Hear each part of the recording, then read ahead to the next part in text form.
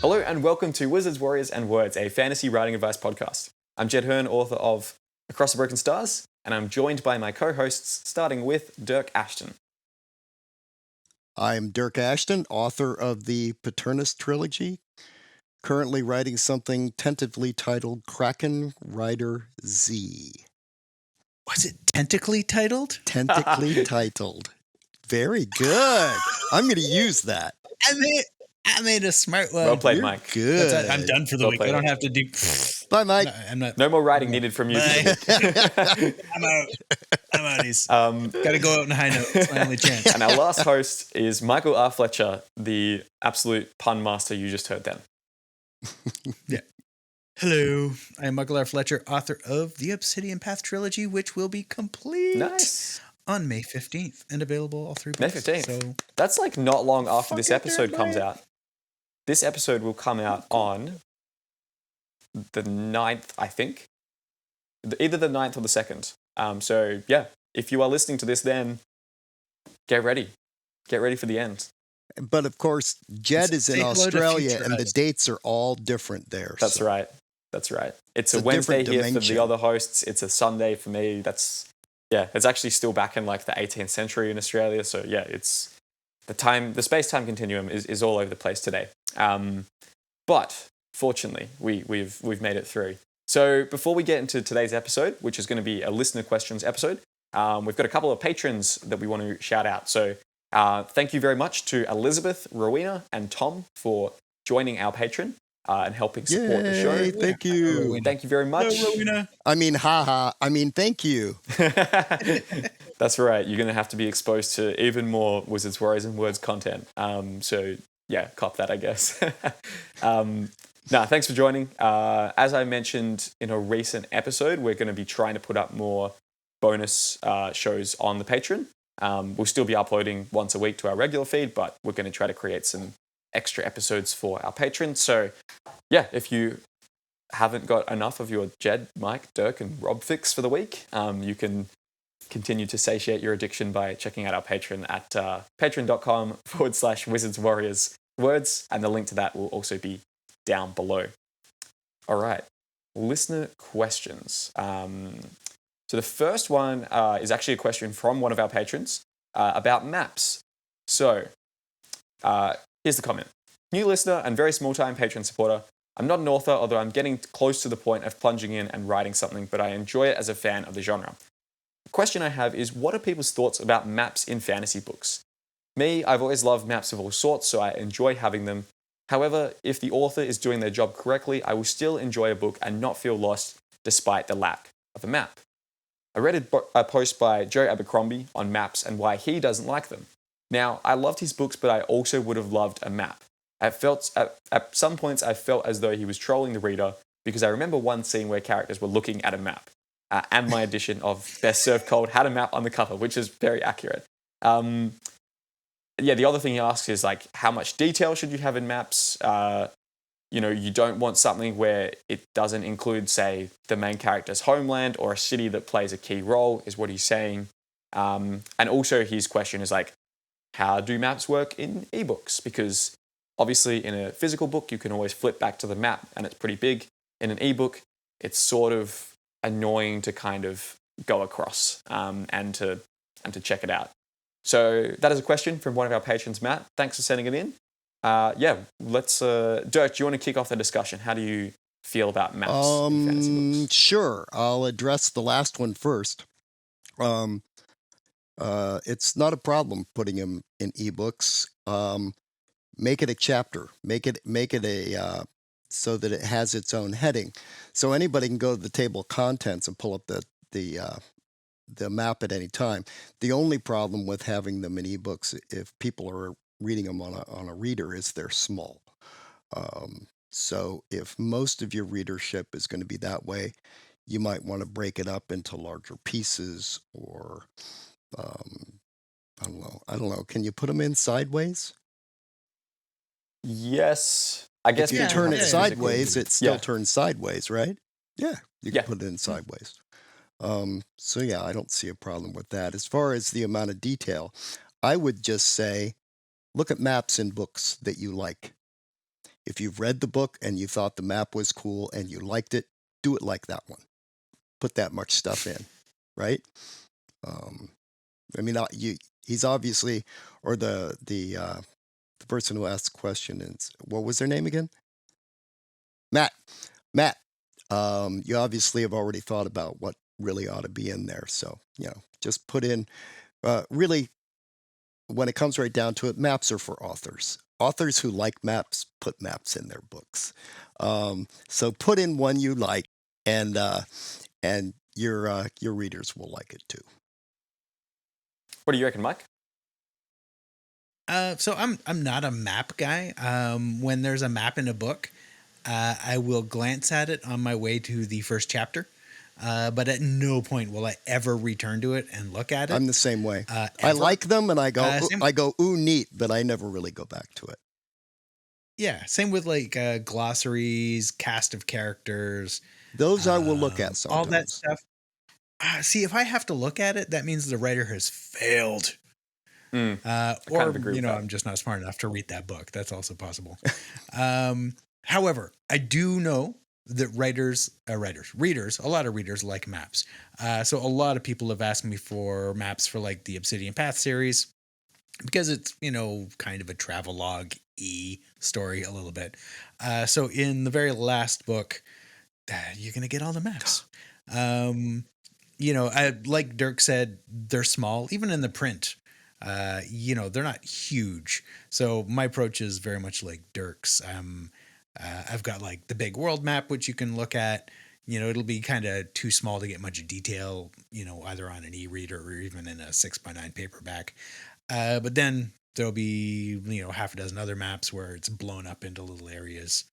And really it'll be at the end of the book because my assumption is you don't need it.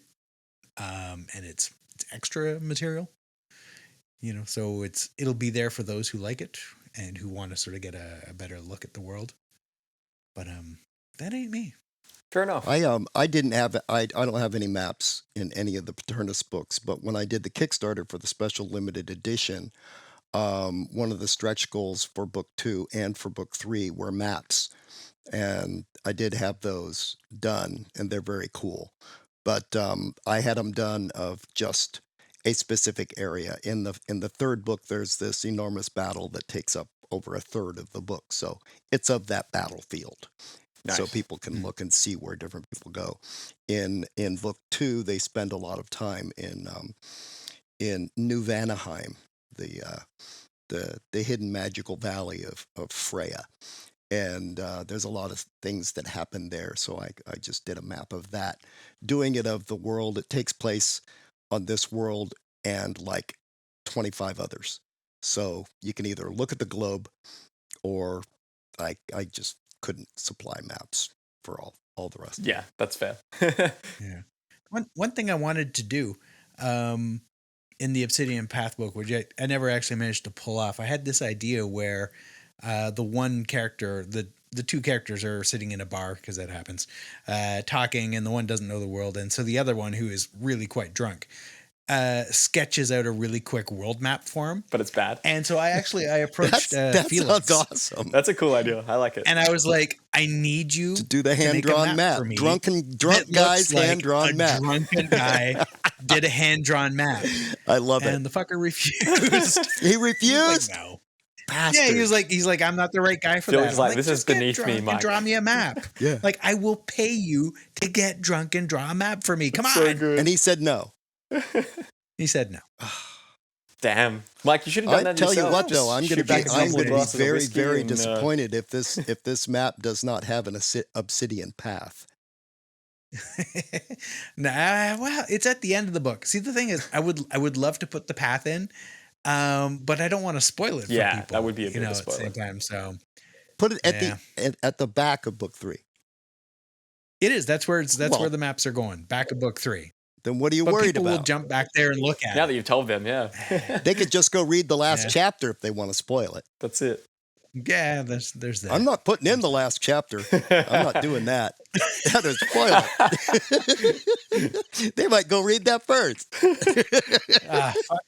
Yeah. Maybe keep the last 2 chapters That's out. it. You can never be too safe. Just I'm not release it giving to them them the one first chapter one at a either. time. Oh, fucker. You can't have my That's book. it. Make them have to successfully If you read answer this, a quiz you'll know how it on ends. the previous chapter. Yeah. You'll spoil it for yourself by reading the whole book. I think we're onto something here. This is going to make writing books a lot easier. We won't have to do like half the work. This is awesome. Yeah. Won't have to figure out how to end things. Can just, Yeah, no, all we do now is we talk about books without actually writing and that way no one can get No. spoiled. We tell people we write them. We just don't. Yeah.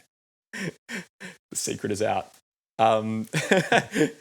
Wrapping up on maps, I got a couple of other things. I feel like definitely as a reader, I will be like 20% more likely to buy a book if it has a nice map at the start.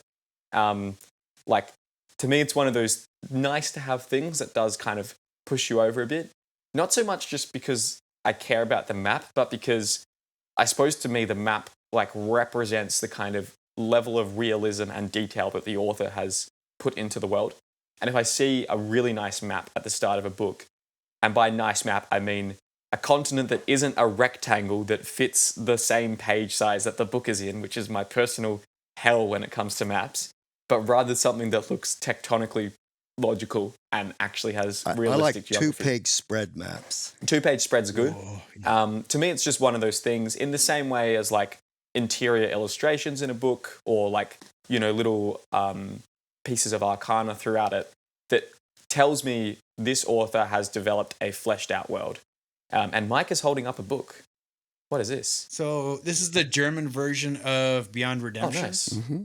And you open it up. And that's pretty. Yeah. So Mike is. Colors, I do love those, but again, it's funny though. I'm like, oh, look at that, that's cool, and I'll kind of glance over it, and then I'll never look at it again while I'm reading the book. I love the fact that I have it.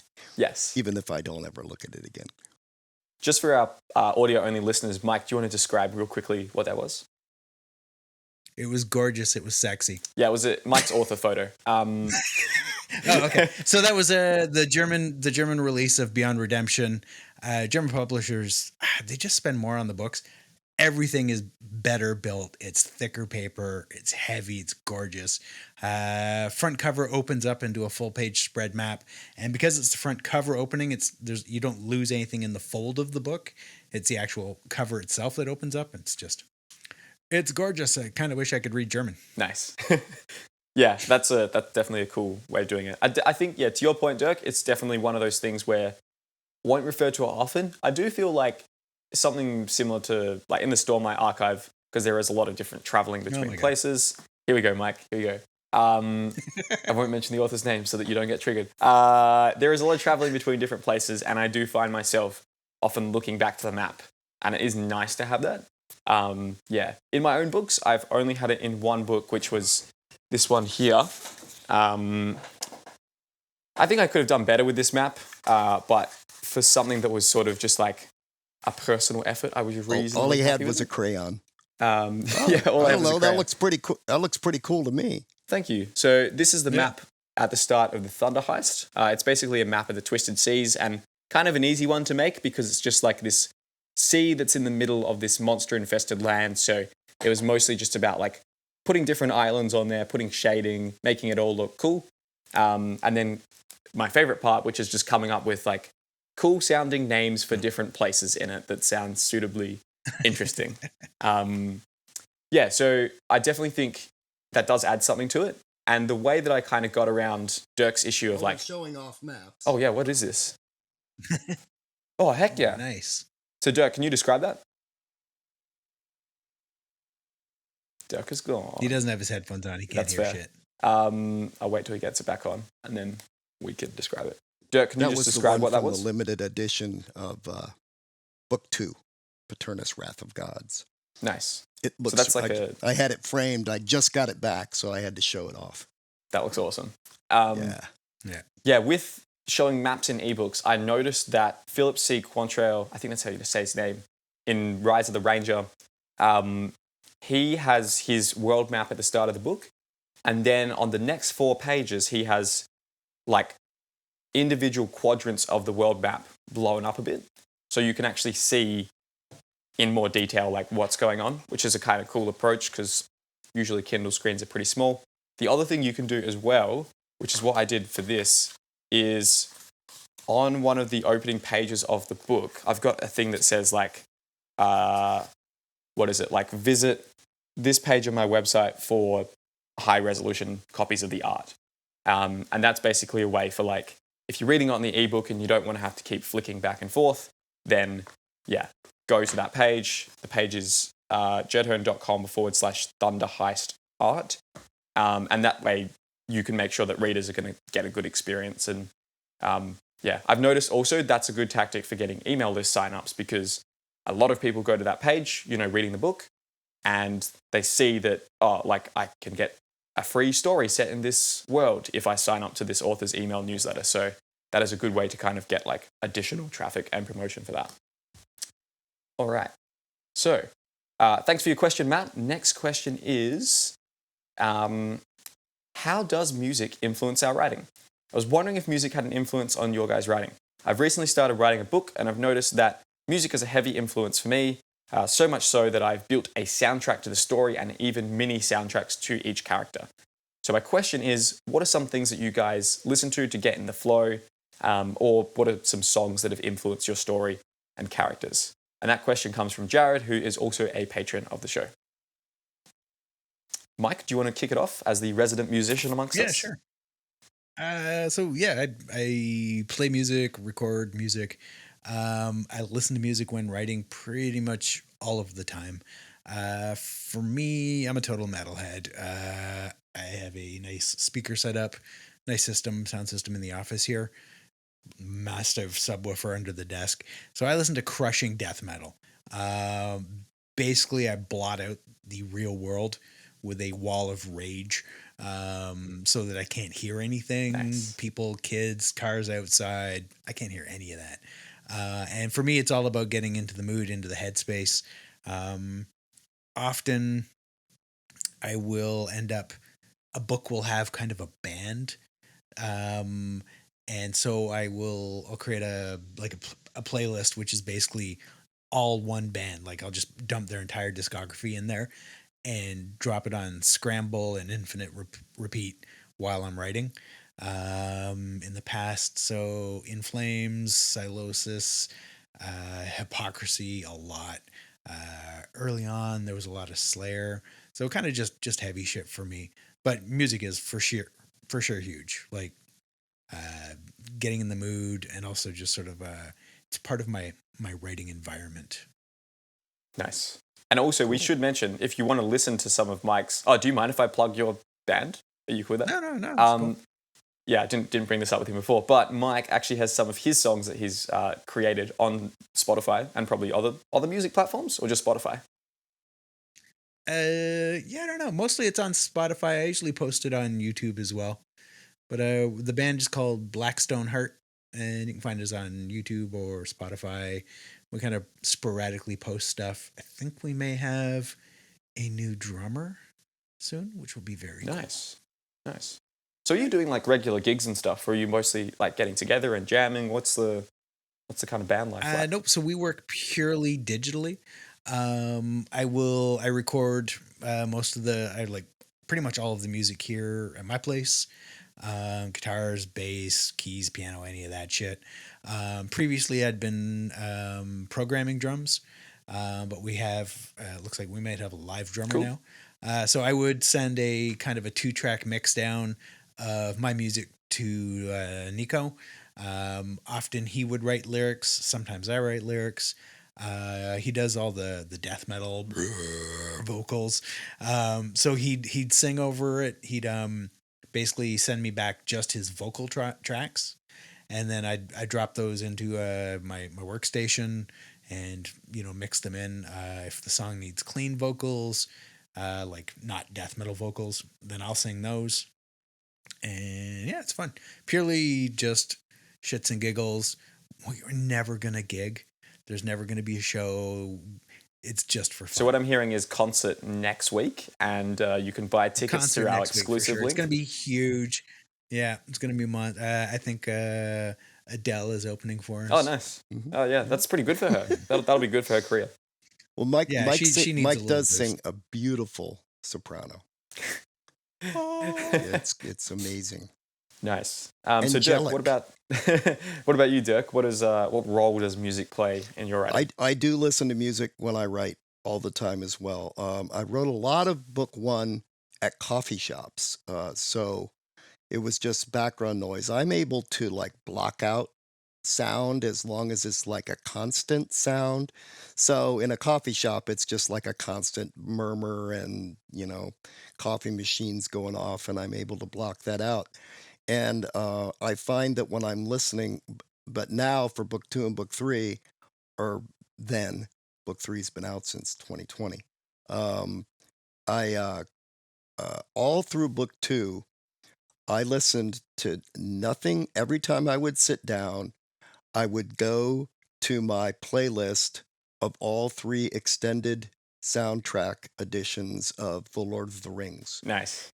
And I would start that, and that would just loop. And it goes on for a long time, but that would just loop. And I wrote every day that I wrote, which was every day.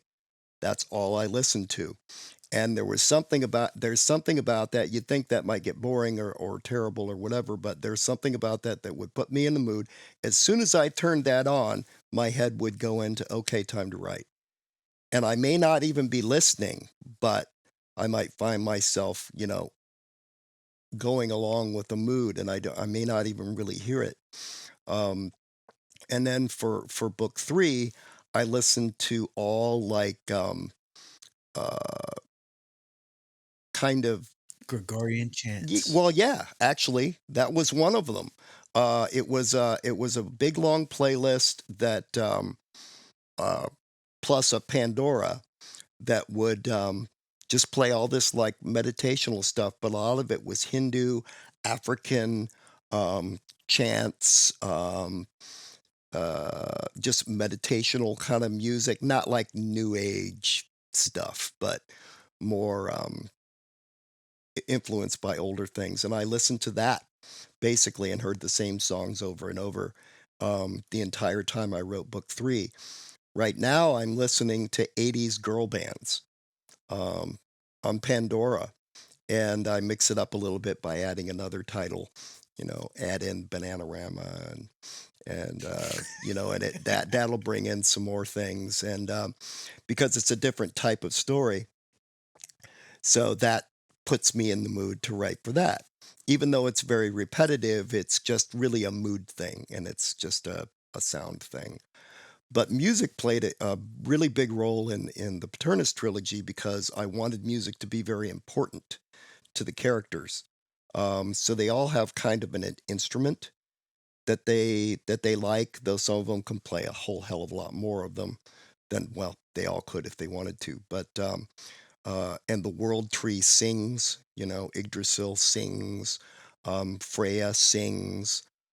They actually have a concert to get the troops, you know, to entertain the troops before they go in for the big final battle. And I pick a big eclectic wide range of things that they do.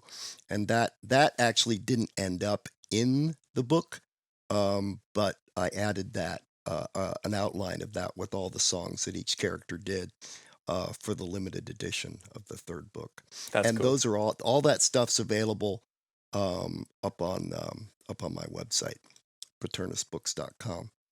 But yeah, so that was a lot of fun, and there was one really important song that I said was written by one of the characters, Brian Boru's March, which is supposedly one of the oldest existing songs around. So that kind of stuff music has played a big role, not so much in the new thing that I'm writing because it's just kind of a different world, but yeah, that's me in music and writing. Nice. Cool. You, Jed? Yeah, it definitely plays a huge role for me as well. I create like a Spotify playlist for each project that I'm writing, and I try to like put songs in there that sort of represent the mood or the tone that I'm going for. It's never anything with lyrics because I find that distracting.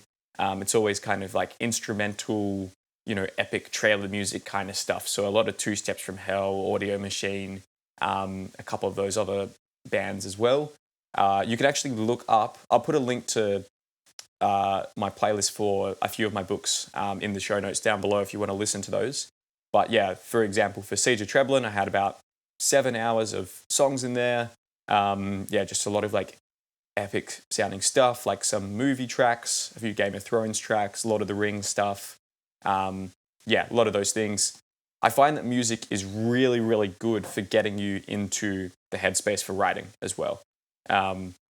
Just having the routine of only really listening to that when I'm writing means that you can switch into focus super quickly. And I'll also even use it sometimes if I want to write a particularly like emotional scene or whatever. I literally have a playlist called Bittersweet Glory Instrumental. And it's basically like what I would listen to at the end of a book when I'm writing it. And actually, I listened to it when I was writing like the end of Across the Broken Stars on loop. And if you've read the end of that book, you will know why that is an appropriate playlist title. So I find it really useful to get into the mood. Sometimes as well, I don't know if you guys have this experience where you're writing to a particular track and you just like fall into this amazing flow state where you start going really fast because you're sort of trying to match like the rhythms of the music, and the music is fast and it's making you write fast and you're feeling like very energetic in that moment. If I find myself doing that, I will quite often just like hit loop on that track and I will listen to like that one piece of music for an hour, maybe 2 hours at a time. I've done that. So recently I was listening to, I think it was The Exchange, which is one of the songs from Mission Impossible 6. And it just has like, the great Mission Impossible riff in there. And it's just like very fast paced, very percussive. And yeah, like that just helped me crank out like, I think I was probably writing like 800 words per hour for like 1 or 2 hours just listening to that song. So yeah, sometimes when you find yourself in that state, really, really good to just flow with it. So yeah, you can check out that couple of my playlists in the links down below. Would you guys be interested in putting your links there as well? You don't have to if you don't want to. Yeah, I don't create playlists. But I don't do It's for there's no pressure. There's absolutely I no don't. pressure. I don't either. I don't have playlists. But one thing I forgot about was that I did when I was writing book 1 and book 2. Not so much book 3 because that was such a monster to write, and I didn't have as much time. If I would hear a song that I thought would make a great soundtrack piece, I would write it down and write the scene. And sometimes I would go play those songs while I was doing that scene, and it would help me. Nice. Yeah, it's the same sort of thing that you were talking about. I think the other benefit as well is like it just gives you a bit more of a dopamine hit when you're writing, because it can be quite a difficult experience to just sort of sit there in silence and like try to make words come out. But if you know that when you get to do that experience, you get to play some cool songs and you get to like visualize these scenes in your head or maybe be reminded of your favorite movies, it makes it a bit more appealing to actually sit down and do the work. And like you said, I only listen to that kind of music when I'm writing. Yeah. I listen to something else when I'm just messing around, organizing books or cleaning or doing my day job, schoolwork stuff. Yeah, I think that's a good way of looking at it. All right, we were going to do a third listener question, but this episode's gone a little bit long, so we might pause it there and then come back to that question at some stage in the future. Thank you for listening or watching to this show. If you want to help support us on Patreon and also get priority access when we are doing these listener question episodes and also get some bonus episodes once we get those up there as well, feel free to head on over to patreon.com/wizardswarriorswords. The link will be down below. So yeah, you can go check that out. And there'll also be links down below to the maps from the Thunder Heist book and my writing playlist and anything else that we choose or remember to chuck in there. So we'll see how that goes. Thank you, everybody, and we'll see you next week. Thank you. Ciao.